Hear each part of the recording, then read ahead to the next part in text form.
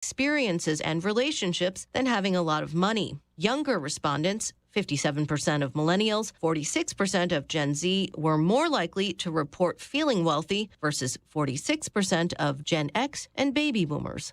Lillian Wu, Fox News. European Union regulators have hit Google with new antitrust charges, saying the only way to satisfy competition concerns about its digital ad business is by selling off parts of it. The European Commission says its preliminary view after an investigation is that only the mandatory divestment by Google of part of its services would satisfy the concerns. The company said it disagreed with the preliminary finding and will respond accordingly. Google can now make its case before a final decision's made. I'm Lisa Lacera. This is Fox News.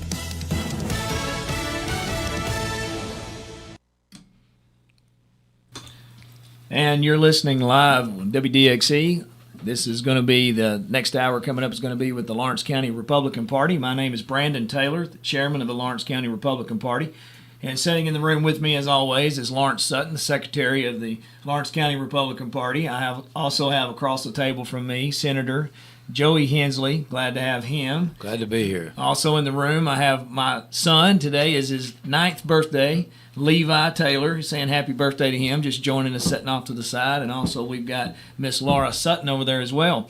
So we're going to get right into this, kicking it off. We're glad you're joining us. And those of you that have been watching us on YouTube and also on Facebook, thank you for joining in. Thank you for sharing our videos. We're glad we got Dr. Joey Hensley here, longtime friend of mine. I've known you for forever, Joey. I don't think I can remember a day of my life when I didn't know you. So we'll kick off with you this evening. How are you today?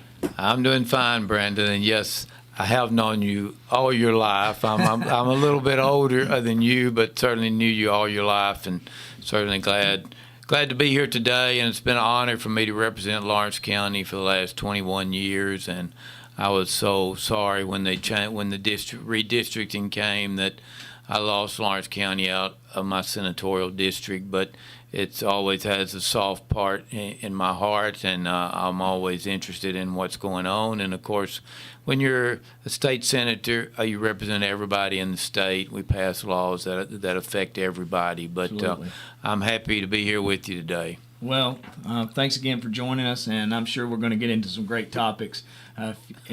We're getting a renowned reputation around us at Parks for taking on the topics that no one else wants to talk about. And Lawrence Sutton, he is developing a reputation as well. Lawrence, how are you this evening? I'm doing really good. I'm just so happy to be here. I'm so happy to have Joey here with us. I mean, I've thought the world of him. Always have. I mean, he has definitely represented us over the years, and I just never had to worry about how Joey would vote. I mean, he's always been conservative, and he's always put the people of Tennessee first, even above himself. And I've been just very blessed to have gotten to know him over the years. Thank you, Lawrence. I appreciate that. I was actually honored to help on a write-in vote. Right, Joey Hensley in, and true story, when I voted, I went up, and of course I've known your mother and father all my life, and so there your mother was, and I remember asking her for a write-in ballot back in those days, the write-in ballot you would get.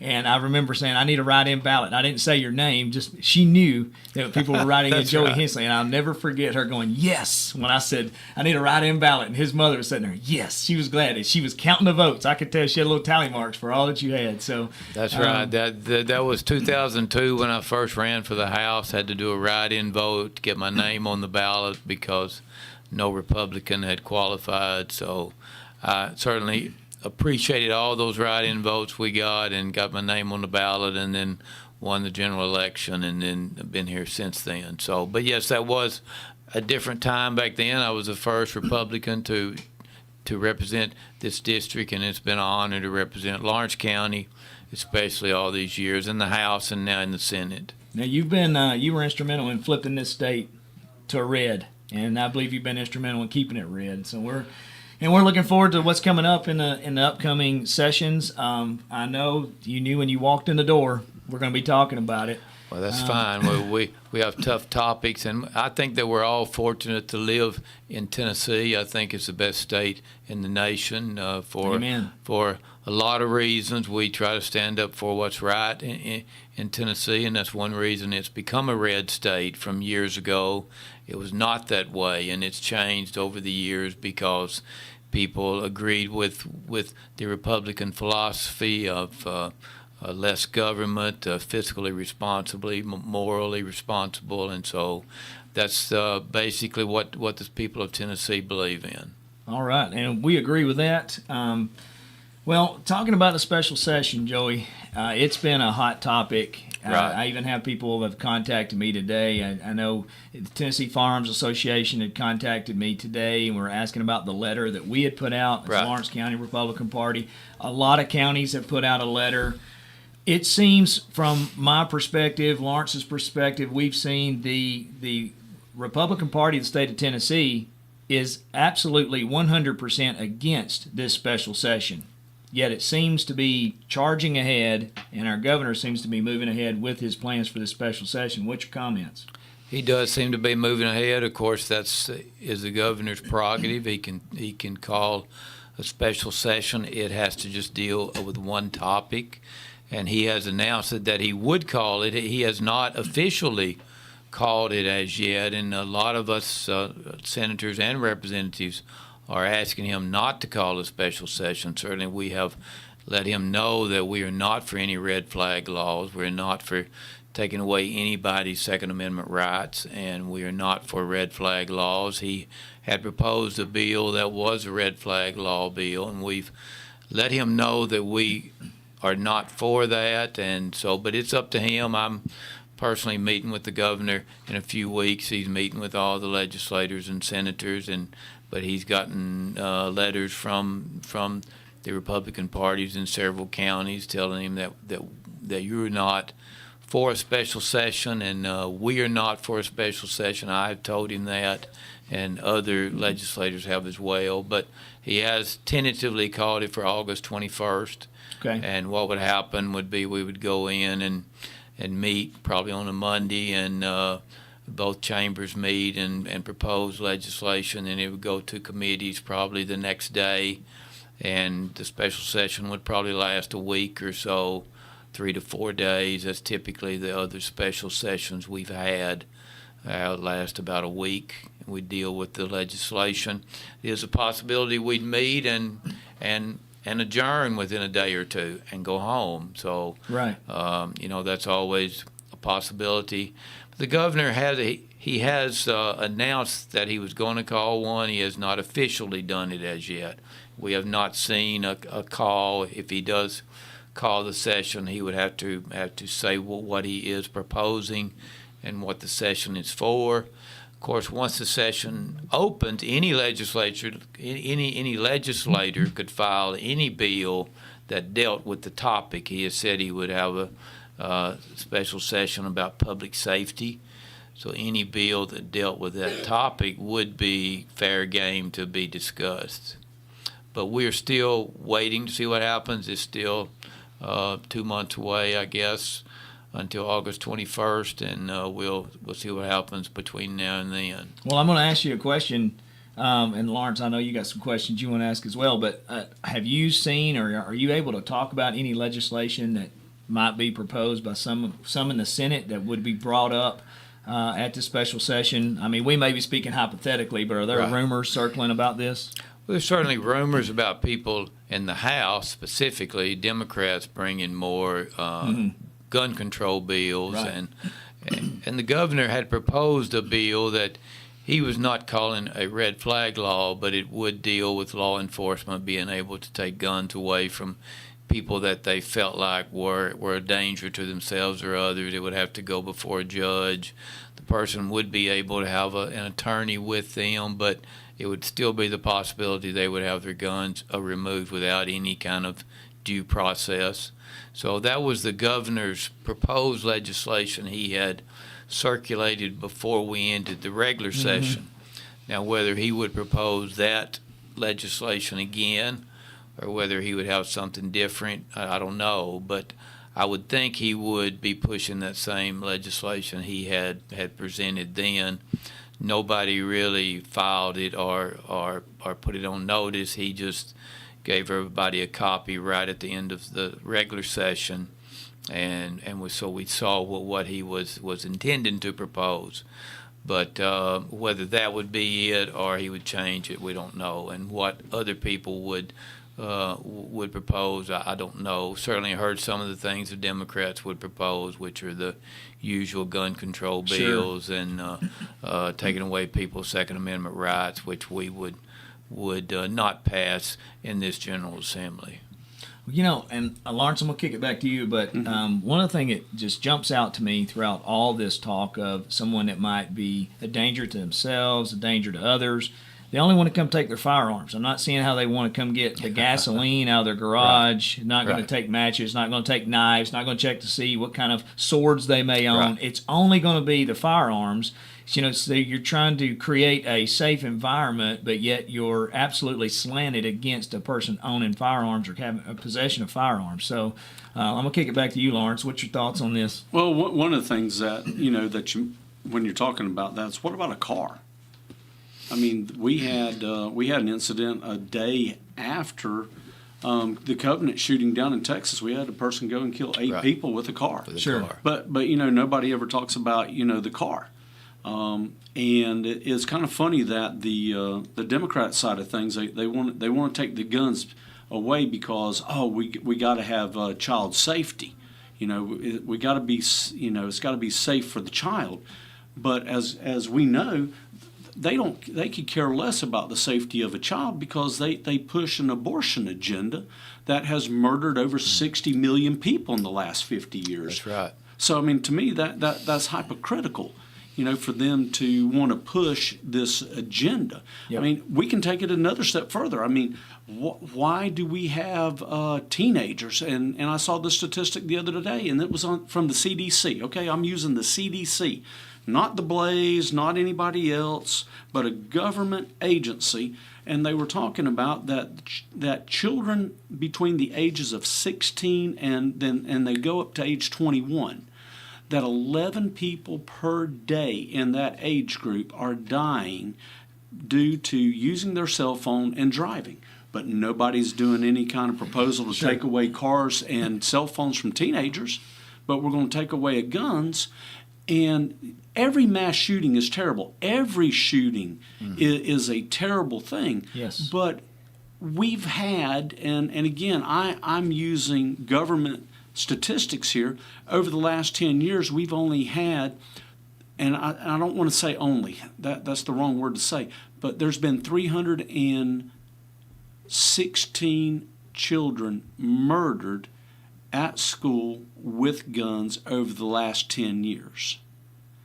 And we're looking at a statistic that is absolutely terrible, but I just gave you a statistic that there's 11 a day. Right. And nobody's doing anything about it or even talking about it. Or again, the other side, what about abortions? And we have 50 to 60 million children aborted?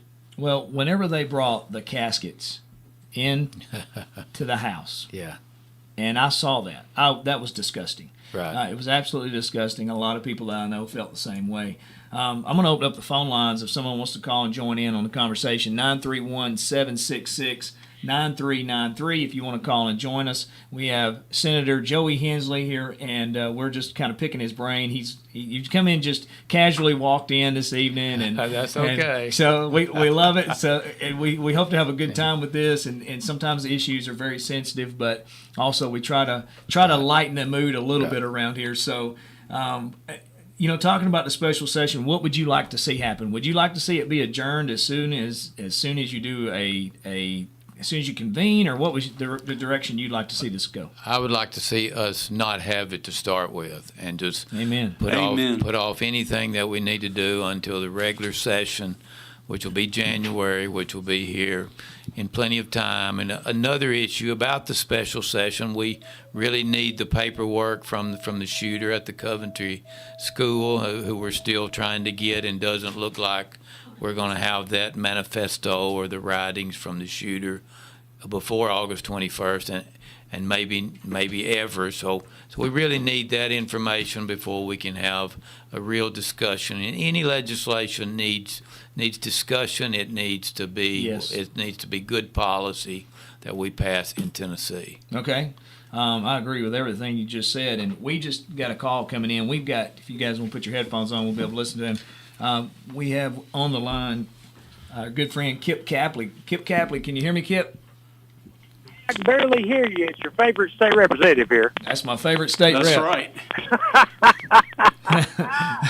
How are you this evening, Kip? Hey, I appreciate y'all. I'm doing good. I'm headed down the road. It's kind of hard to hear you, but just wanted to chime in and kind of add my 2 cents on the special session, as I know we've talked about it a lot. But, I completely agree with the Senator 100%. I don't think we need the special session.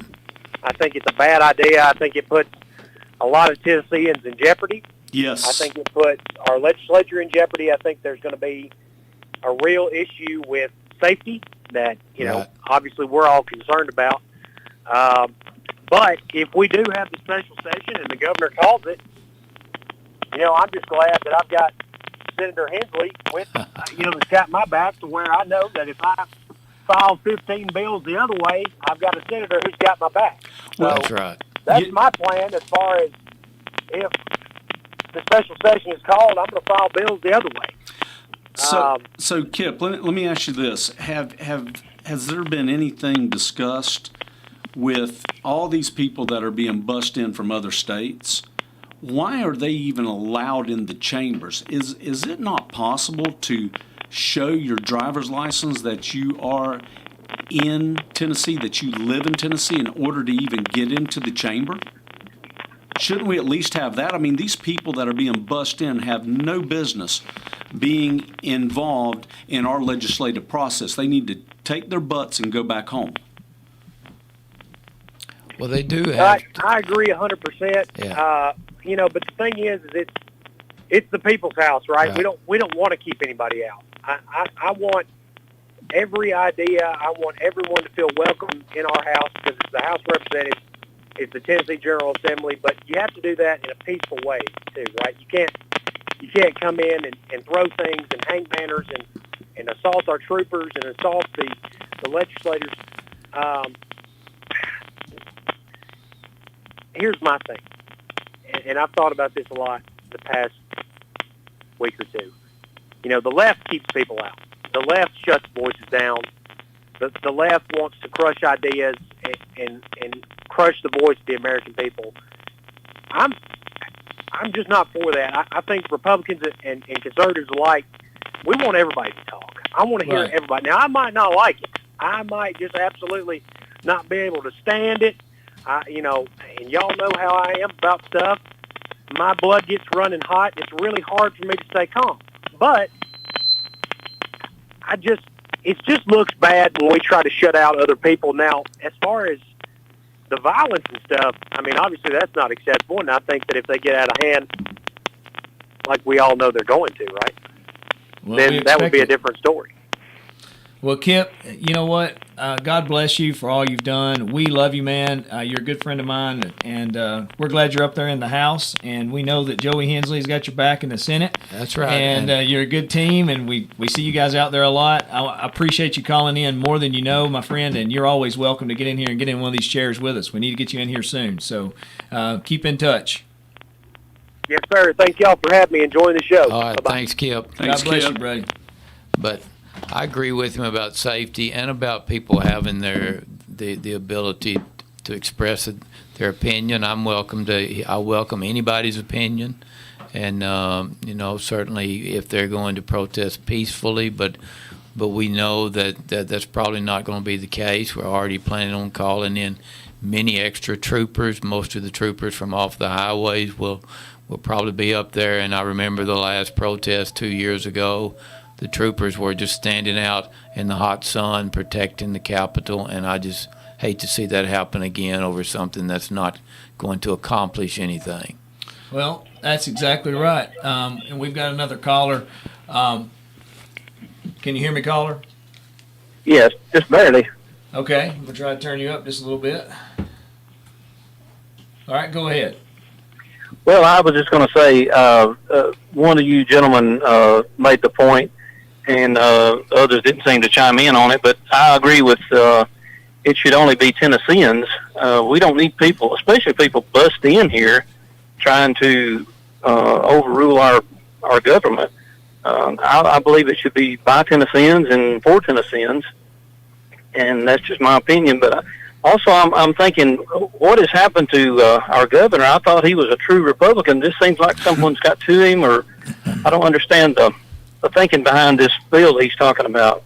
And I was just curious of what y'all thought. Joey, I'm going to let you take that one. Well, some of us will wonder what's happened to the governor as well, but he was pretty close to one of the individuals that was killed at the school. He was very close to him, and I think that he feels like he needs to do something. Now, I don't think he really believes in his heart we're going to pass this bill, but you know, the governor is in a tough spot. There were a lot of protesters there, and he was actually going to have dinner with one of these individuals that was killed at the school. So his wife is very close to them. But you know, well, we just need to do something, and we have done a lot this session. Well, we've done a lot to help our schools to be safer.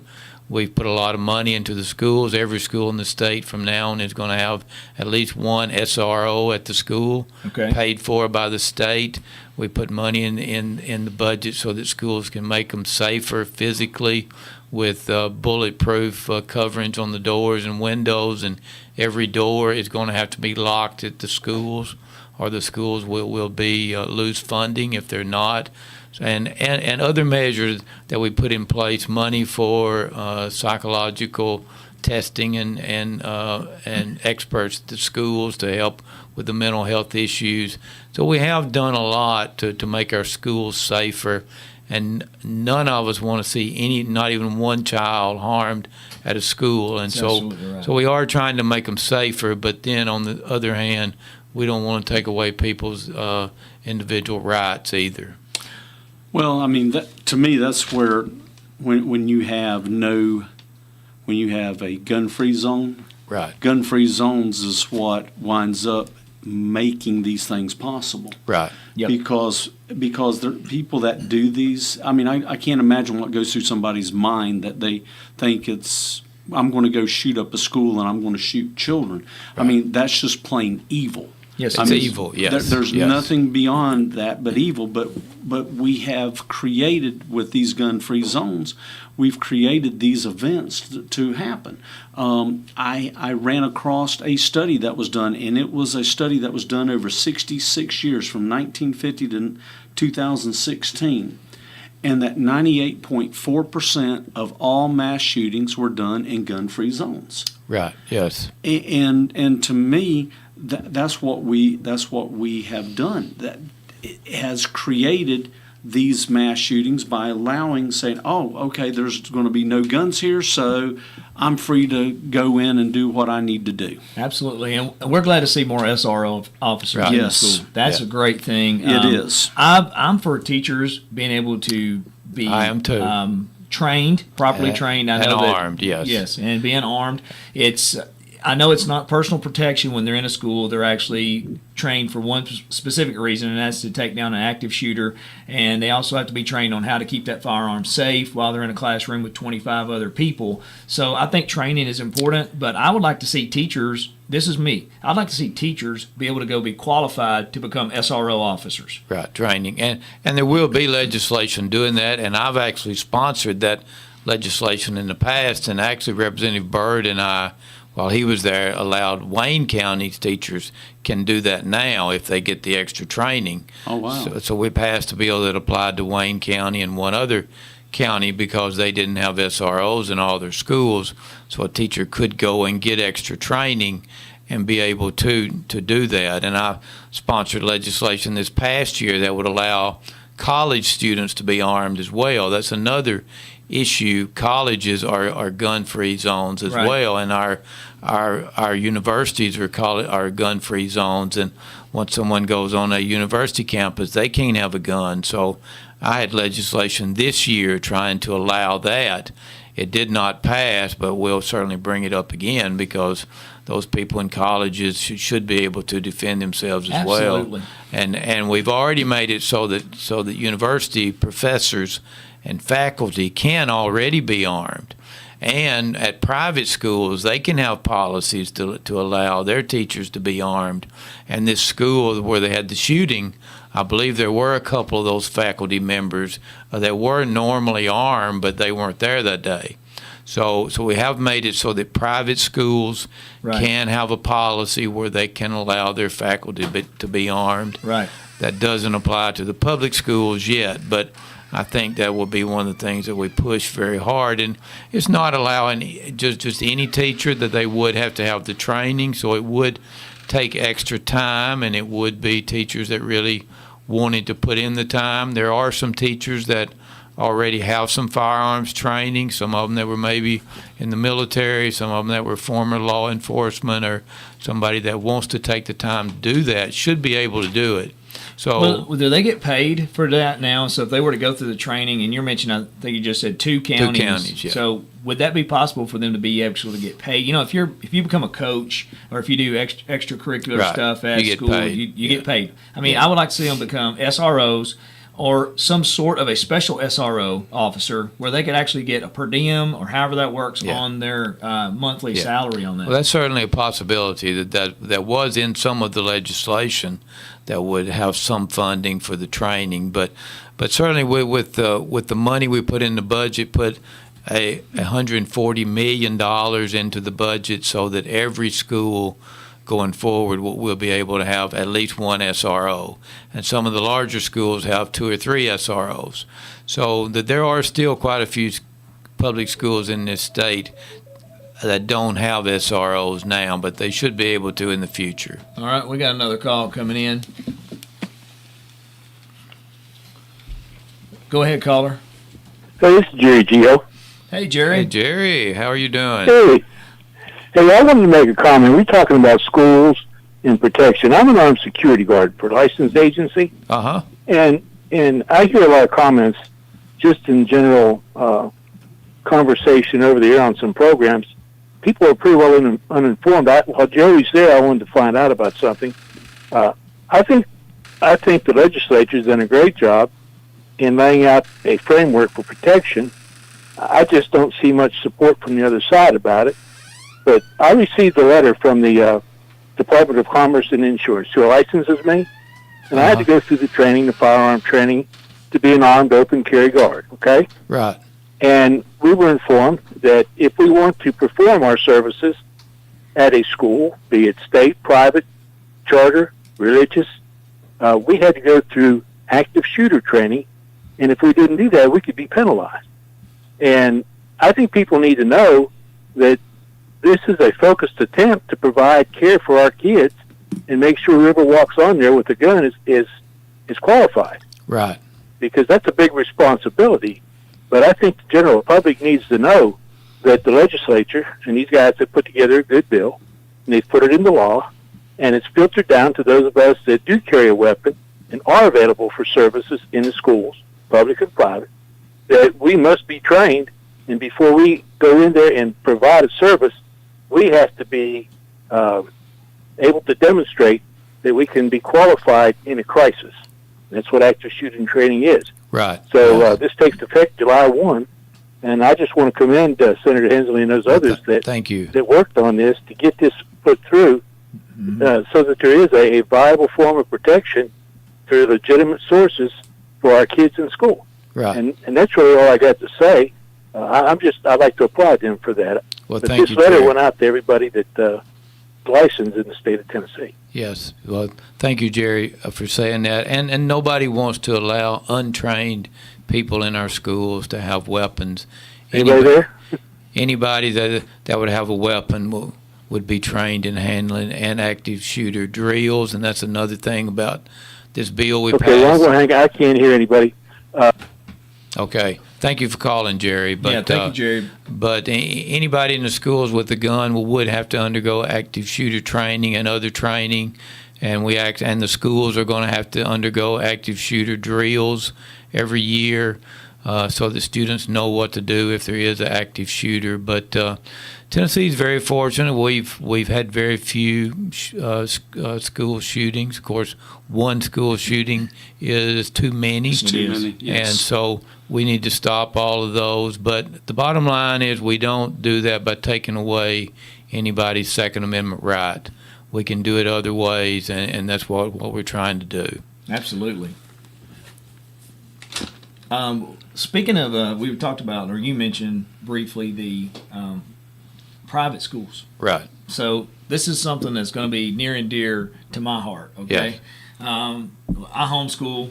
Lawrence homeschools. We know several homeschoolers, but we are really looking at the school choice option for the state of Tennessee. Right. And so we've been doing some investigation. We've actually been meeting with places like the Beacon Center of Tennessee. I'm sure you're familiar with them. And so we've had some conversations. I just want to pick your brain on this. What are your thoughts on possibly seeing some legislation come out the first part of next year to see school choice, charter schools become more countywide, all counties in the state of Tennessee? Well, any county basically can have a charter school now. There is a choice. We passed legislation several years ago now that would allow students to take funds and go to a private school. That applies to 3 counties now. Yes. All right. We got another call coming in. Go ahead, caller. Hello? Can you hear me? Can you hear me? Yes, we hear you. Go Yes, ahead. we hear you. Go ahead, caller. I don't think he can hear us. Are we on mute? Okay, can you hear me now? Yeah, can you hear us? Yeah, I wasn't hearing you very well on speaker. Hold on just a second. Yeah, be sure you turn your radio down. Go ahead. We hear you fine. Caller, are you there? Going once? Going twice? All right. Talking to the handset. Are you still there? No, we lost him. It's one thing about cell phones when people are driving. Yeah, you lose I him. saw it was a wireless caller. So anyway, on this, talking about this, getting the school choice together and bring this legislation in. So I would like to see it as not a voucher program, but I would like to see an education savings account to where that money actually follows the student. From what I've seen with the voucher programs, the money doesn't follow the student always, and also there's a cap. So you see the voucher programs are where if you have $8,000, which that seems to be the figure that keeps being thrown around, $8,000 per student. So if you have an $8,000 voucher and a parent wants to put the child into a private school that's $10,000 for tuition, then it's not applicable because the voucher program will not be accepted at that point. So what are your thoughts on that? Well, the voucher program was for a certain amount of money. Can you hear me now? Hey, caller, can you hear us? Yeah, I can hear you. Yeah, go ahead. Yes. What's your question? Go ahead. Well, it's really just a comment. I've not been able to hear the show, but I know you have Mr. DeBerry on there today. Is he still there with you? No, we don't have John DeBerry today. We've got Joey Hensley with us today. Oh, okay. Well, hey, you got one of the few good ones up there. Thank you. I appreciate what he does. I really just called to comment about the red flag law, and then maybe a couple other things. But I just wanted to say on the red flag law that being proposed, the governor has absolutely no credibility on this issue whatsoever. He has fought tooth and nail against any bill that would have actually put us in compliance with Bruin this year, the Bruin decision by the Supreme Court, which I find kind of ironic since when he was running for office, not only did he pledge to support the Second Amendment, but he also was asked on the campaign trail about the issue of gay marriage, and he said, well, the Supreme Court's decided that. There's nothing I can do. Right. Well, the Supreme Court has said, what the new standard is for the Second Amendment, and he's fought it tooth and nail. I don't know if that's because he's got a lesbian sister or not, but anyway, he's very inconsistent, has zero credibility. I don't know about that. There's a lot to say about the whole red flag thing, but that's just one of the thoughts I had, and I do appreciate what Senator thank you. Hensley has done as far as always standing up for the conservative legislation. Absolutely. And I hope that he's able to run some of those bills again next year that didn't get a second in committee. Yes. Seemed to me to be a little bit the very next day after yes our Lieutenant General's yes. And sometimes timing is everything. Yes. About his leadership. Yes. So. Well, thank you for your call. We hope you can call in again sometime. He did the right thing, and that was probably revenge. That's my theory anyway. Yes. We appreciate the call. All right. Thank you. Thank you so much. So, so we're getting a lot of feedback on the red flag, of course. And, of course, I know you're hearing it left and right. Right, yes. Probably every call that will come in is going to be, we are not for the special session. Right. And this, well, that's what I hear. 90% of the calls, emails I get are people not for red flag laws, not for the special session. So we'll just have to see what happens. But I, for one, and most of the other senators and most of the other representatives, certainly the Republican ones, are not for any red flag laws. You know, that's one thing I wanted to bring up is on our gun laws that we currently have in Tennessee. Right. Why has the Lee administration, in your opinion, why have they used the TBI and the Department of Safety to come in and testify against some of these gun laws that would have, to me, make Tennessee more safer by allowing us to be a true constitutional carry state? Right. Well, the Department of Safety does come in and testify in committees against bills, and they have their opinions. Of course, all of the commissioners are appointed by the governor, so they relate the governor's policy and the governor's feeling. So he has been opposed to some of these things. He did support our law, that our permitless carry law we passed. He did support that. Of course, that's not a true constitutional carry law, but he did support that law, and he has supported some. But the red flag law he has proposed is certainly not in line with the Republican philosophy. So we'll just have to see what happens with that. Okay. Well, talking about the Republican philosophy, so I want to talk about the Republican Party just a little bit. Right. From what I've seen, folks I've talked to, there seems to be a war right now. There is a war, yes. And it's pulling this party.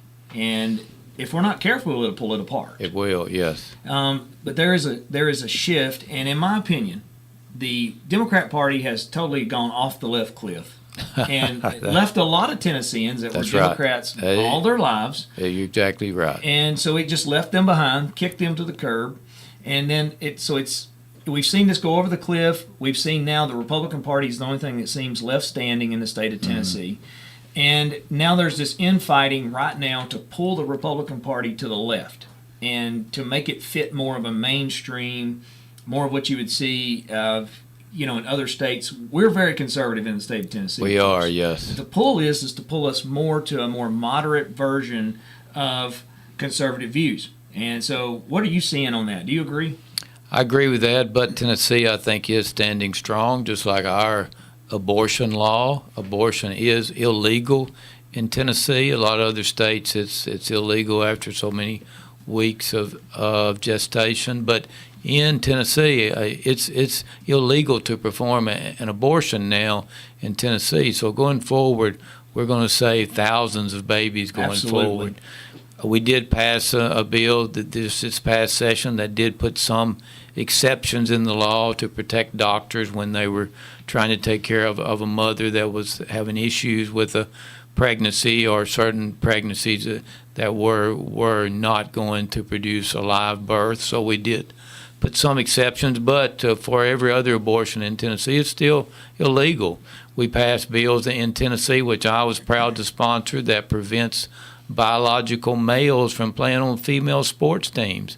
And we see that in the country and other states, and our president is pushing it. But everybody with any common sense knows it's not fair for a biological male to compete against a female. Absolutely. So we passed legislation. I was sponsored in the Senate. Representative Sapicki sponsored it in the House that prevents a biological male from playing on any K through 12 team or a college team in Tennessee. So they can't, a biological male at birth cannot compete against females. So, but that's spreading across the country, and we're fighting the federal government with that. And so many issues like that are just generally were common sense. Now we have to fight to pass them. We passed some bills this year about gender affirming care, so to speak, for minors, and we outlawed that in Tennessee. We felt like that was anybody doing surgery on a minor for that was basically committing child abuse. So we outlawed that. That has been challenged in court. We passed a bill about drag performers performing before minors and in public, and that's been challenged in court. So Tennessee is trying to stand up for the right principles, but you're right. There is a war, and there is even among Republicans, and no two people are going to agree all the time about everything. But yes. But generally speaking, most of the Republicans in the legislature do support most of the things in general. So, but there is some Republicans not as conservative as I am, or as Kip is, or as Clay Doggett, or as Scott Zapecki. So there are some especially East Tennessee Republicans that are not quite as conservative, but they do generally most of the time agree. So Tennessee, we're going to just have to work on these issues that we don't agree on. And I feel like it's okay. I mean, in the arena of politics, the place to have the debate is inside the parties. So it's people go up and say, well, they're disagreeing. Actually, that's what we're supposed to do. That's what we should. Yes. We should be bringing our ideas and coming together. And the only reason I even made the statement about it being a war inside the party that I see, and the Democrat Party's having the same war too. Sure, they are. It's yes. not. I mean, yes. they're in a real mess. Okay, right. They're trying to decide which bathroom to go in. I mean, That's right. they're in a real situation yes. in the Democrat Party.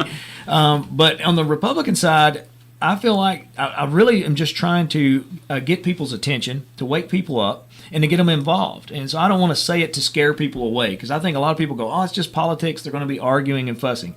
Well, that's where we do the debate. Right. And if we're going to debate what conservatism is, then we are either going to have to define it, or we're going to be defined. Yes. And so as I see us moving forward, I know that I have poured my life into doing a lot more locally and a lot more in the state, right, because of the fact of what I'm seeing, and I see the fight that's going on. And so I want to encourage those that are listening. I mean, we're having a meeting on June 27th at 6 p.m. at the Lawrence County Courthouse. That will be our next Lawrence County GOP meeting. We want to invite you to come out. That's at the Lawrence County Courthouse at 6 p.m. on June 27th. And we're going to actually have the Beacon Center of Tennessee. It's going to be speaking there, Good. Talking about charter schools, talking about school choice, because you just mentioned about the athletes and school sports and different right. things, even college sports. So the school seems to be the battlefield at this point. It is the battlefield, yes. And they are pushing indoctrination into our school right. systems like never before. Exactly. And if we stand aside at this point, we're going to lose the war. Yes. So let me ask you a few questions. What do you see as far as and let me backdate. Let me build this question up. So we started in 2000. I remember the state constitution was actually changed to define marriage between a man and a woman. Right. Then we saw within 10 years those being challenged in the Supreme Court, things like that. I mean, Joey, I see it as going forward, and we pass laws here in the state of Tennessee. Right. These are going to work their way all the way up to the Supreme Court. This is not going to be a one-and-done situation where we just dust our hands off and say, okay, we're finished. We're really going to have to come in with strategy.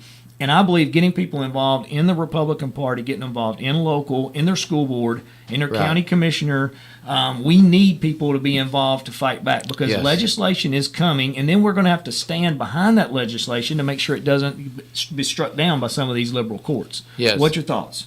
And we are appealing these decisions. We have a very good Attorney General now, General Escrametti, who is going to appeal these rulings that the courts just made about the minor, the gender affirming care for minors, and about the drag shows, but shows before minors. He is going to appeal those cases. So, but we do have to pass laws, and I've said it before. If it's good policy, we need to pass a law that's good policy, no matter if we think it's going to be contested or not. We have lots and lots of bills we pass that are contested by the far left. They contest everything if it does anything with families or with education or trying to keep these things out of our public education. And we've passed multiple bills over the past few years trying to keep inappropriate books out of school libraries and school textbooks, and got Common Core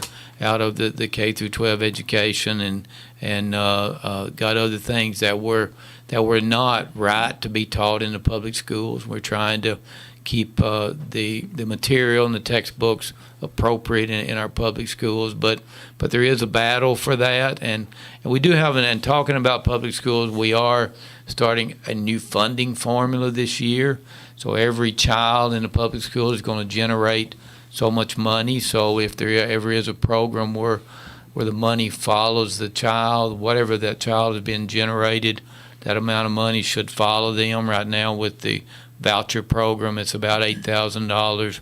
Like you mentioned, I think $7,800 or something, and that will go up. But that is a set amount of money that would go to a voucher, and the parent could use that at a private school.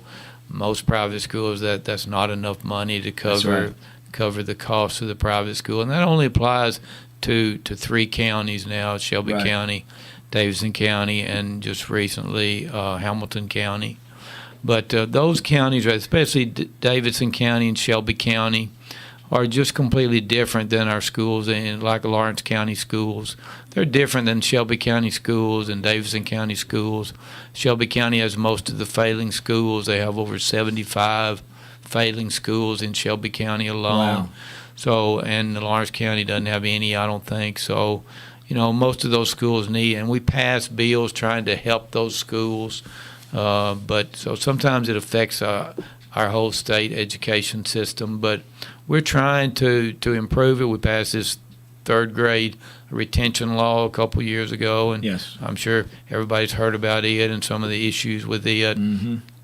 But the reason for it was because Tennessee has had such a low 3rd grade reading proficiency. Only about a third of the students in the 3rd grade were reading proficiently, so we felt like something needed to be done. Now, whether this is going to need to be changed in the future or whatever, but we did try to make it so that there are options for students, not trying to hold any student back, but giving them the extra help that they need to be able to read proficiently.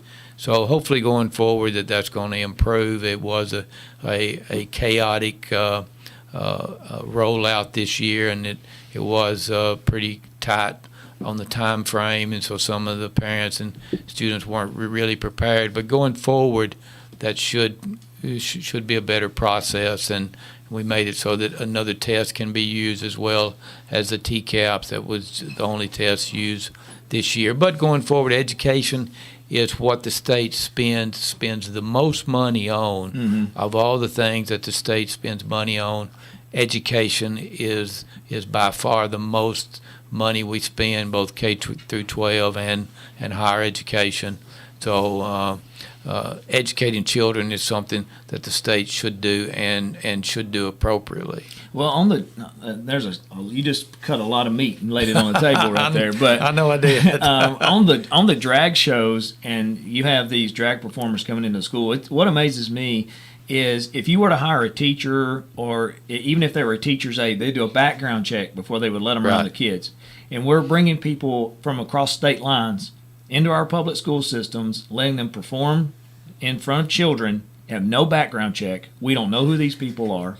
A lot of times they like to use a fake name or a stage name. Yeah. And so we see that. That bothers me to no end. If they're going to be in there, a background check has to be required, because I just have a hard time believing that some of these people are not predators. I just have a hard time someone would drive 100 miles one way for $50 to let a child sit in their lap. Right. And it's ironic that you mentioned that, because actually Representative Doggett and I had a bill this year that would require all performers to be licensed, which would require background checks and all. The bill didn't pass. That's the one he was mentioning earlier, that it actually passed the House but didn't make it out of the Senate. Right.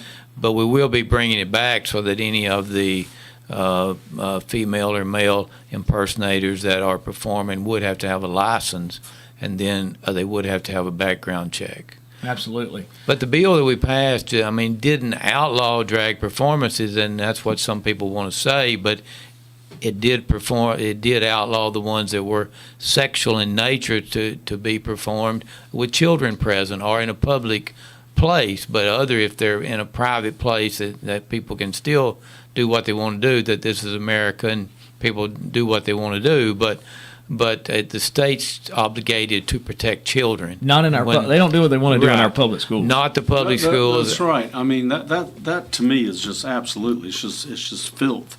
And my question is why? What are they trying to accomplish by coming in and performing like that in front of children? Right. I mean, what is the ultimate goal here? Well, if we were to be That's the baptizing question. children at school, there would be chaos in the streets. Yes, They would be burning buildings. They would be attacking churches. That's right. If we were baptizing children at school. And I'm not advocating for that. I mean, I'm okay with it if it happens. Right, yeah. But I mean, I'm just trying to use the two. That's right, They yes. want a background check Example. on the preacher. They'd be trying to find. They'd be picking them apart for everything they'd ever done wrong in their life. And so we see this. And so the whole drag show in schools is, to me, it's a no-brainer. Like you Right, said, it is. Why are we really talking about this? But they've tried to politicize every issue. Every issue, yeah. And so another piece of baloney you laid out on the table. Well, not baloney, you're speaking, but it's the pork in the politics. But another thing you talked about was on the school choice issue and the vouchers. I think one of the things I've noticed is when I talk to local farmers, landowners, maybe people who don't necessarily have children in school, they don't recognize that if we could get this education savings account going, and parents could have $8,000. I'm using that number loosely because we don't know what the total would be. But if you had that money available to go out and to pick a school system for your child, we would see opportunities for churches, other nonprofits to start schools. There'd be several, they would come together and it would happen very quickly. There would be a lot of new school systems out there that would rise up. I think it would give teachers more options and possibly better work environment, and I believe it would be better pay as well. They'd be competitive. But the landowners, even in Lawrence County, when I talk to them, they don't realize that if we could get ahead of this and you had churches or you had nonprofits building schools, we would save the taxpayers money in our county because we would not be building $60, $70, $80 million facilities to support the schools, especially with the new growth that's coming in our county. Right, and there is growth coming, and funding the schools is something that the county has to do with the state. County generally has to fund all of the new school facilities. That doesn't really come from the state. The state provides operational money, and the county has to put in a certain percent of that. But any new school building the county has to pay for. So any student that is not going to the public school, that's saving the state and the county money. But the parent is paying taxes. They're still paying property taxes, all the other taxes. They should at least get some kind of tax credit or some kind of savings account or something. Yes. If they're paying to educate their child. And I don't blame anybody that wants to homeschool, so they know what their child is being taught. And we're seeing more and more of that actually after the pandemic. A lot of parents saw what was being taught at the schools and now choose to homeschool them or send them to a private school. Right. So we need to help facilitate more people being able to do that.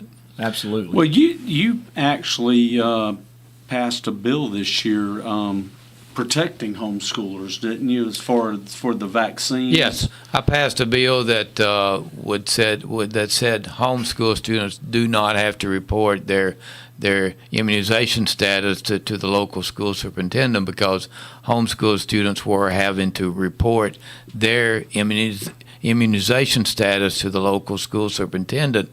So I passed a bill along with Representative Jody Barrett that said they don't have to do that anymore. Well, So, we're thankful you did that. And I know a lot of people in Lawrence County are thankful you did that. Right. We're down to our last few seconds here. We're going to go ahead. I want to invite people to the Lawrence County Republican Party meeting. I want to thank the Lawrence County Republican Party for actually funding this radio show, putting it out there, making it available to have people like Senator Joey Hensley with us. We have Kip Capley calling in and all those other calls. We appreciate them. Our next meeting is going to be on June 27th at 6 p.m. at the Lawrence County Courthouse. We hope to see you there. Joey, thank you so much for pleasure. coming in. Thank you. We appreciate you. You've been a lifelong friend. Yes. And I hope you just stay in there Thank you, Brandon. until the good Lord comes back. Don't retire anytime soon. Lawrence, I appreciate you and all the hard work that you put into this. You have worked hard. I see it behind the scenes. God bless you. God bless you guys. Thank you. FD Lawrenceburg, broadcast services of Prospect Communications. This is the Rich Eisen Show. From the Rich Eisen Show studio in Los Angeles. I got to imagine, when a guy like Dalvin Cook gets released, who are you hearing from right now around the league? Man, it's crazy, man. You want to tell me who? You want to let me know where you're leaning right now, Dal? The Rich Eisen Show with guest host Tom Pelissero. Today's guests: Browns head coach Kevin Stefanski, Chargers head coach Brandon Staley. And now, sitting in for Rich, it's Tom Pelissero. You know, we're really getting to the NFL's summer break when Bill Belichick cancels the last day of minicamp. Even Bill's going, it's enough.